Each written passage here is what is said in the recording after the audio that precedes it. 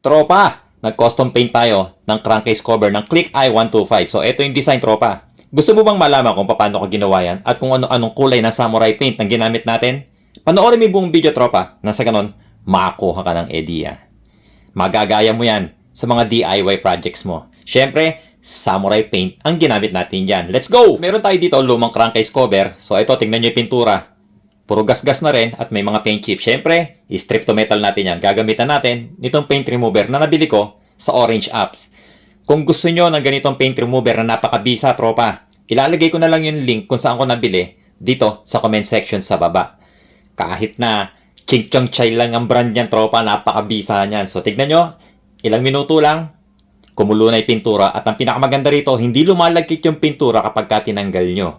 So, ayan, no, pag scrape nyo, tanggal siya talaga. Alright. Ito na ang itsura ngayon ng crankcase cover natin after natin gamitan yan ng steel brush. So, tanggal na yung lumang pintura. At nagliha tayo. Wet sanding number 800 na liha ginamit natin. Silabon nating maigi yan. Tapos nilinis natin labas at loob, tropa. Nang sa ganon, matanggal yung mga langis at dumi niyan. So, all goods na to, tropa, no?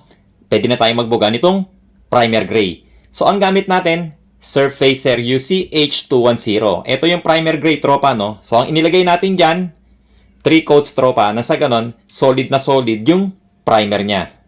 At nang matuyo na yung primer natin, nagbuga naman tayo ng Sparkling Silver 391701. Tapos, nilatagan na natin ng masking tape yan, tropa. So, dito, no, nilayout na natin yung flame design natin. At ang ginamit kong mga masking tape dyan, nagcut lang ako ng manipis na masking tape para magamit ko sa mga lining nitong flame natin. At inilagay na rin natin itong mga vinyl cutout stickers natin, yung mga logo ng Arai, Iles, tapos mga stars, and then yung star line. At simulan na natin mag-masking tape, mga tropa, na sa ganun makapag-airbrush na rin tayo. So, kukuberan natin yung mga gilid nitong mga logo natin. At ganito naman ako mag-transfer ng pintura galing sa samurai paint spray can papunta sa airbrush. Ganyan lang kasimple, mga tropa. So, ito na nga, nagbubuga na tayo, nag-airbrush na tayo ng mga logo natin. Kulay black yung ginamit natin, Black 30109. Tapos, ito naman mga stars, ginamitan ko yan ng candy red. Then, magmamasking ulit tayo. Kukuberan naman muna natin itong flame natin. Nasa ganon, makapagbuga na tayo dito sa pinaka-background natin. At ang binubuga natin ngayon, tropa, ito yung candy red. So, Brilliant Red Y138 ang code nito. Ang ginawa ko dito, 3 coats, tropa. Nasa ganon, solid na solid yung pagka-red niya. Tapos, airbrush ulit. Lalagyan naman natin to ng mga shadow. Nasa ganon, ma-highlights yung mga design natin, ano. So, ang gamit ulit natin, Black 3109. Ito kasi magse-separate ng kulay natin dahil gagawin natin tong red on red. Tapos, konting effect din, pampapogi. Alam mo na. At tinanggal na natin itong mga masking tape sa flame design natin. At saka natin kinoberan naman yung labas ng flame. Dahil ang gagawin natin ngayon, kukulayan na natin itong loob ng flame design natin. So, ginamitan natin to ng signal red. In-airbrush ko na lang din to, tropa. At nagmasking din ako dito sa gilid ng flame natin. Dahil bubugahan ko to ng black. Yung pinakaloob nito, nasa ganon, pagtanggal nitong masking tape, magkakaroon na siya ng panibagong lining. Tapos, airbrush na ulit. So, ulit, ang ginamit natin dito, Black 3109, nilalagyan lang natin ng mga konting shadow. Tapos, yung flame design natin, yung pinakabuntot niyan, nilagyan ko ng black. So, ayun, tapos na tayo, kaya pwede na tayong magtanggal nitong mga masking tape natin at saka yung mga vinyl cutout stickers na mga inilagay natin. Lilinisin natin ito mabuti, tropa. At kukulayan na rin natin itong portion na to. So, lalagyan na rin natin to ng Black 3109. Ito, tapos na tayo, no?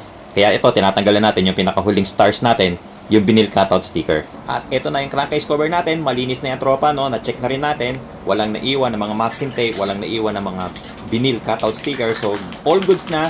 Magbubuga na tayo ng top coat clear. So, ang ginamit natin dito, K1, K-clear, tropa, no? At ang sistema, nilagyan natin yan, binugahan natin ng 3 coats, 3 layers ng K1 K-clear, and then pinatuyo natin mabuti. Pinatuyo ko yan maghapon. And then, kinabukasan, nag-wet sanding ako, number 800 na liha yung ginamit ko. Nasa ganon, kuminis ng gusto, yung pinaka-surface niya. At etong ibinubuga ko, last and final coat. Mas maraming clear yung ibubuga natin dito.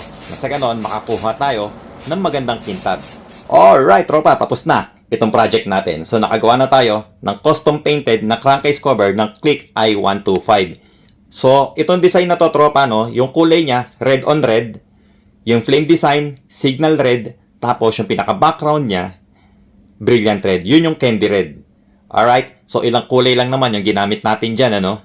Pero syempre, ang pinakapang-ilalim talaga niyan is sparkling silver. Nasa ganon, lumutang yung kulay ng brilliant red o yung candy red.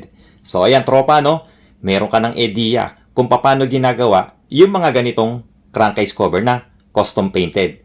At huwag kang magtataka doon sa mga gumagawa nito kung medyo mahal yung singilan. Talagang ganon, tropa. Talent kasi yung binabayaran mo dito. Hindi ito madaling gawin, tropa, no? Kaya yun sa mga tropa natin na nagtatanong bakit ang mahal, ganun talaga, tropa. Sa custom painting, the more na mahirap yung design, mas mataas ang presyo. Alright, so ngayon, alam mo na, tropa, no? So ayun, tropa, at least may idea ka na kung paano ginagawa yung mga ganitong design. Pwede mo tong gayahin, lalong-lalo na kung meron kang airbrush. Sundan mo lang, step by step. Kaya-kaya mo yan, tropa.